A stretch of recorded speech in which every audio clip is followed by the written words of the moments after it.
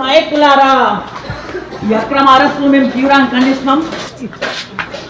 నిరుద్యోగ పక్షాన ఎప్పటికైనా కానీ పోరాడతామని మేము బీఆర్ఎస్ విద్యార్థిగా తెలియజేస్తాం.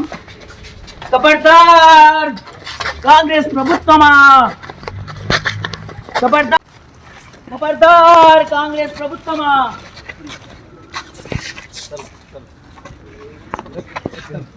ఖబర్దార్ కాంగ్రెస్ ప్రభుత్వమా, సిగ్గు సిగ్గు సిగ్గు సిగ్గు అక్రమ అరెస్టులు,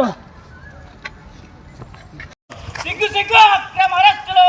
మేము ఈరోజు మాకేమైనా కావాలని అడిగినా మా ఈరోజు నిరుద్యోగులకు ఉద్యోగాలు కావాలని ఈరోజు ప్రభుత్వాన్ని నిలదీస్తుంటే ఈరోజు అక్రమ అరెస్టు చేయడం సిగ్గుచేటు.